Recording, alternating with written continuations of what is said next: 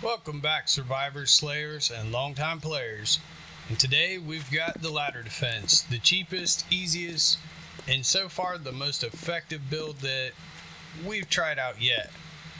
I don't know that I have seen this anywhere else, but what I love about it is that it is super flexible, and who doesn't love flexible?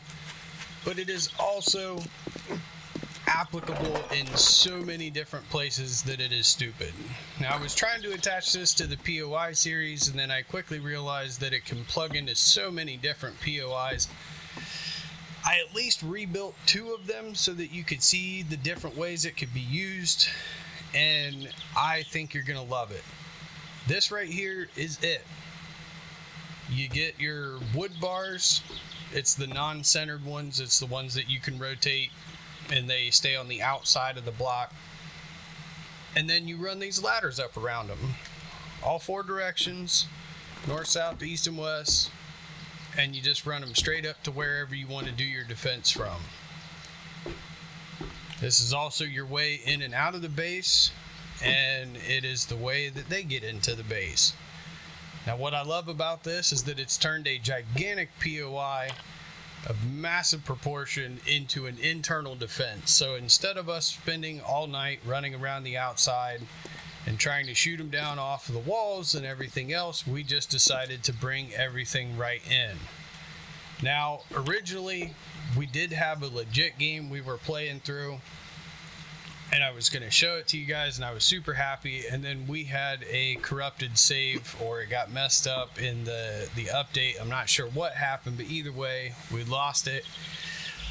But I couldn't wait to get it out here to show you guys, so I just kind of slapped everything back together, and I'll give a tour, and we can just pretend together that everything was the way that it was.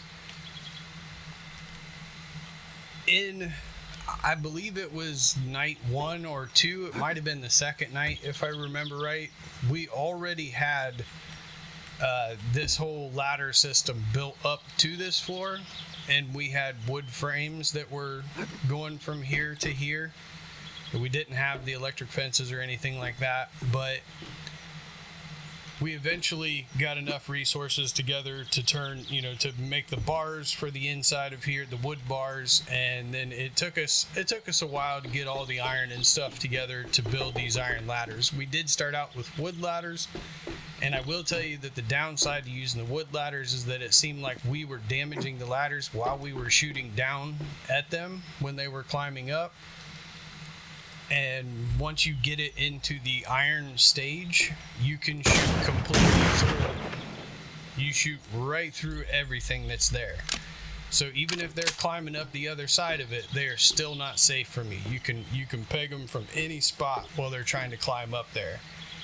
Now, eventually, this place evolved, and we got to where we needed to have a defense here. Our first horde night in this location was actually kind of comical, because what happened was I had found a sledge turret, obviously not this one, but I was holding it, and every time they would run up here and get close to our little gate that we had up, I was just hammering them, and then they would fall off of the ledge and go all the way back down towards the bottom.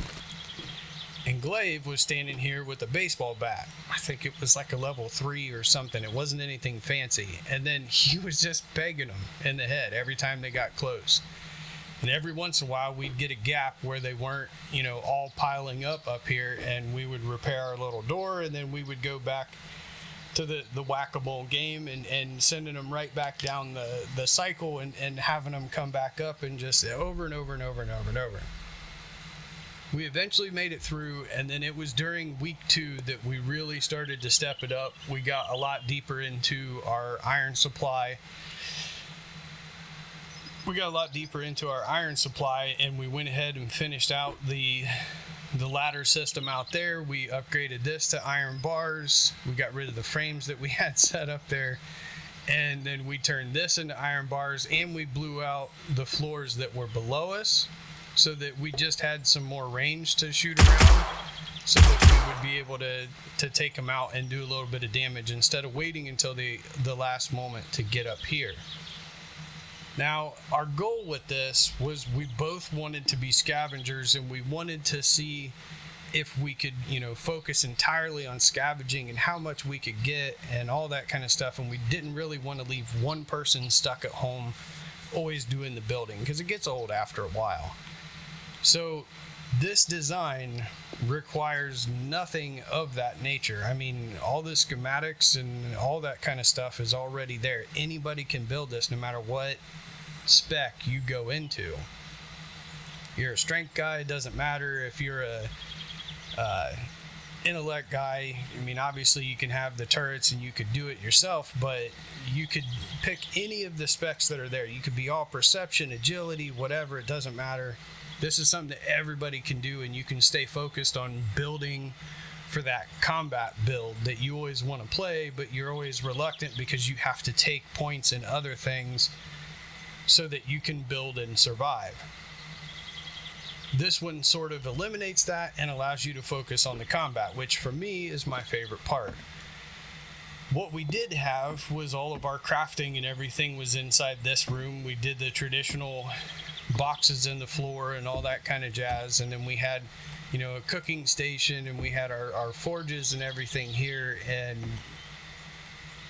it was really moving along. But like I said, I wanted you guys to see it, so I just kind of slapped it back together. Now, before we reach that second horde night, and this is what really set this design off, right here, these electric fences are right close to you, so if in the middle of the horde night you need to repair something, you can just step off the side of the combat, click, click, move over, click, click, oops, and everything is good to go.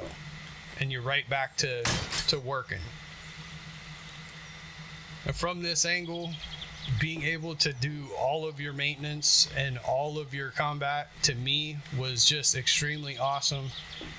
I really can't see a more effective way to do it. If you guys have any ideas, I'm all ears. I love new ideas. But this one is just, it's almost idiot proof in how much it works. All the zombies, they pour in from all the different angles during the horde night, and the thing that was kind of a questionable feature about this particular POI was the fact that it has a basement. Now, the basement, I really honestly thought that they would get in here and then they would just kind of bust out all these pillars and then the whole building would come down on itself. But what ended up happening is they would break through those back garage doors and they would get in here, and then they could already detect the ladder that is above it in this center area. So they would actually run all the way outside and come around the front door and run straight up the steps and right onto the ladder, and then they would head up. And as soon as they started into this area, we just blasted them, and that was the end of it. So we didn't even have to work on pathing for such a gigantic building. It kind of worked in its own. I think eventually, once you get into the later, more extreme hordes, you may have to build little ramps or something on the east and west side of the building, just to help the AI get to where you want them to be at. But I really don't know that it's going to be necessary, because they seem to flow through it pretty well. Now, I know that everybody's going to sit here and question the demos. They are the biggest threat to every design in this game at this point. And what I'm going to do is we're going to break away for a second. I'm going to show you a short clip of the combat in this particular area. And I'm going to summon in a bunch of Darlenes and toss in a couple demos and let you see exactly how it's going to work. They all flood up here, they all run across, and then they sit there and just shake their booties right there in front of the main gate while they're getting electrocuted. These electric fences are just an absolute demo destroyer, because it just keeps them wherever you want them to stay at, and pairing them one on top of each other like what we've got set up here to have two going across, it does seem to be more effective at paralyzing them. Versus if you just have one line across, it seems like they kind of hit the line and then they stutter and they get tripped up for a second, but then eventually they can pursue past it. So I would definitely, if you decide to recreate this, make sure that you get 2 of them right there across like that. All right, so here's the clip real quick.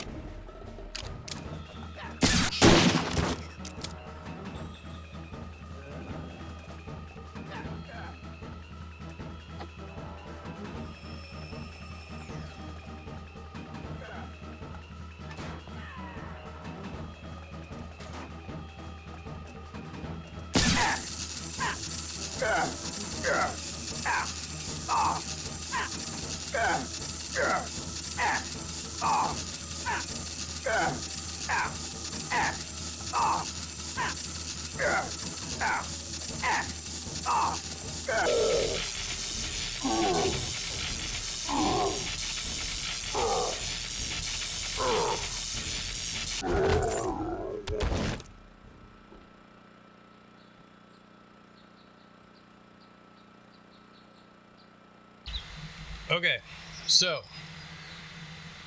with all of that being said, super simple. You see how it works in here. This design is super fluid. The zombies, they have enough trouble getting up the ladders that it's a challenge for them to all flood at you at one time. So it sort of keeps everything in a more organized fashion. It keeps them from overwhelming your position and sort of controls it. I believe that the height of the ladders also helps with the ebb and flow of the zombies coming in. The AI becomes more destructive if they get clustered, and they will start to sort of attack each other and attack their surroundings and all that kind of stuff. This design keeps that sort of flowing effort to it, and as you saw in the clip there were a bunch of them that would run up to the top, and then they would try to turn towards the turn towards the bars that head over there, and then they would fall back down. But whatever, that helps kind of slow things down, and if you ever have to repair it, it's super easy because you can hit all of your bars and everything at the end of Horde Night. You can hit them right through there on one trip up and down the ladder. You can hit, obviously the ladder that you're on, but then when you need to switch, you can just kind of round the corner here. So super easy to fix. It doesn't mean that you're going to be stuck at base repairing all day, and it turns a gigantic POI into one centralized fight, and you're not worried about all these crazy angles that you got to defend, and oh no, we got a breach we weren't aware of, and now they're climbing up to whatever floor we're on, and it's all that mess is completely out the window. So this design is completely idiot proof. It keeps everything centralized, and I love it. Now, with all that in mind, it is also super flexible, as I mentioned before. Not only does it require such a small amount of real estate to build to defend, it opens up the larger POIs to do things that you want to do with all that extra space.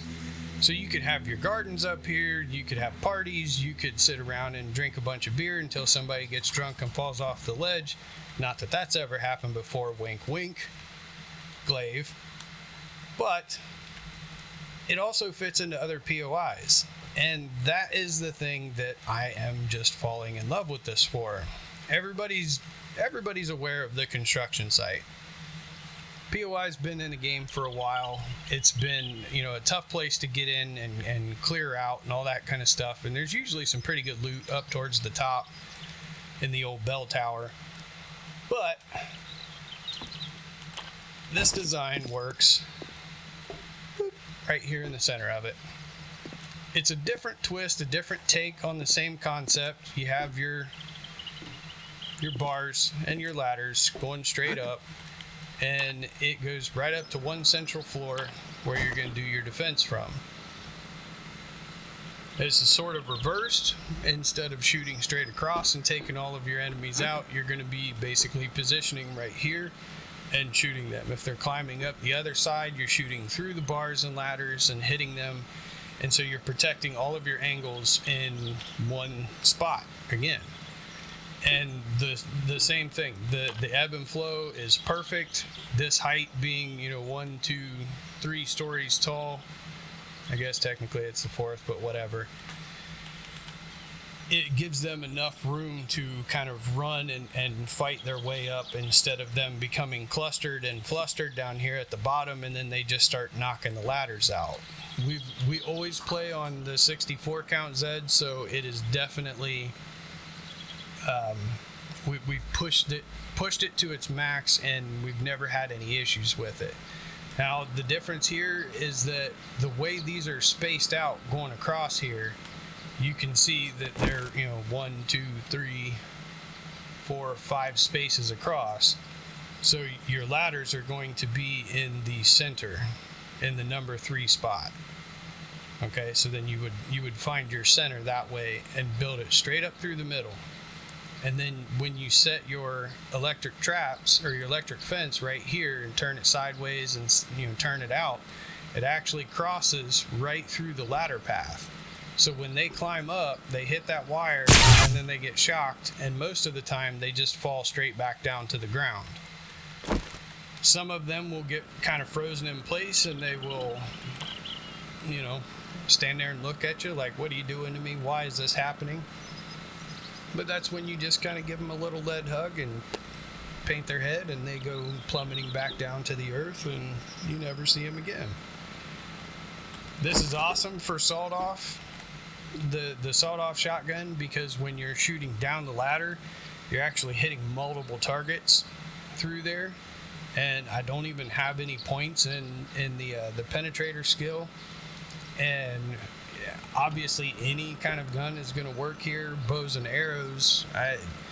When we ran this in a separate trial, we actually defended it with a baseball bat and a bow and arrow. And it took a while, but we definitely got the job done.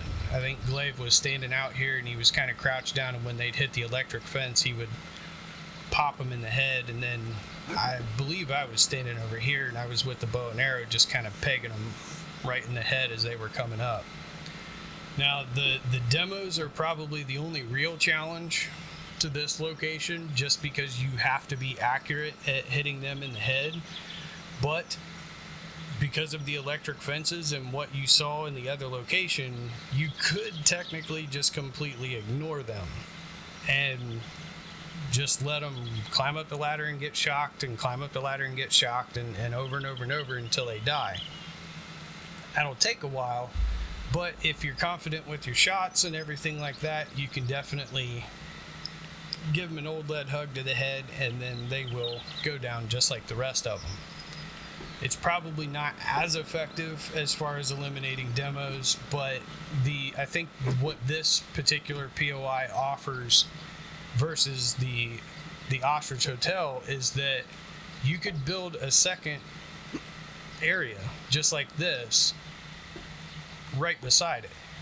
And all you're going to do is you're just going to leave the top, 2 or 3 ladder rungs out. And the Zeds actually ignore it because it's not a complete path up to you. And so if Station 1 goes down, you would just run over to Station 2, slap in the last couple ladder pieces, and then you shoot at a couple of the zombies down there, and then they will start pathing in your second location. And now you could do that in several places here, but there is one challenge to this that is true for both locations. With the ladder defense and having these little 4 spaces that they're going to be tunneling up through, for some reason that is beyond me, if you take dart traps or any kind of roof for that matter, and you cover the location, you basically create like a spot above it that would plug the ladder tunnel. I mean, if you could imagine that that's just one straight tunnel, it goes all the way to the sky. If it is blocked even this far above it, they will not path up it. And I don't understand that at all, because my original thought was that we could have the dart traps lined up with each ladder tunnel, and then we could flip the switch and the dart traps would fire straight down each ladder and just wipe them all out. And so it would give us a chance to do a ton of mining and everything, and we wouldn't have to worry so much about, regular ammunition, brass usage, and all that kind of stuff. But it doesn't work. For some reason, when you put these dart traps up here, or even just plug it with frames, the Zeds all of a sudden do not recognize the ladders, and they will not go up them. They'll just start attacking the entire structure and try to take the whole thing down. So whatever you do, if you're going to put a roof over top of these ladders, you got to make sure that it goes all the way up to the sky and there's nothing blocking it, and then they will absolutely follow that path every single time. And just like over here at the Ostrich Hotel, that's why we left this top open. We busted out all the glass and everything worked beautifully. They just run straight up it, as you saw in the little clip there. And just to kind of show you how this one's going to function, I recorded a little bit of the way it flows. So here's that clip, just so you can have an idea of what you need to be doing during those fights.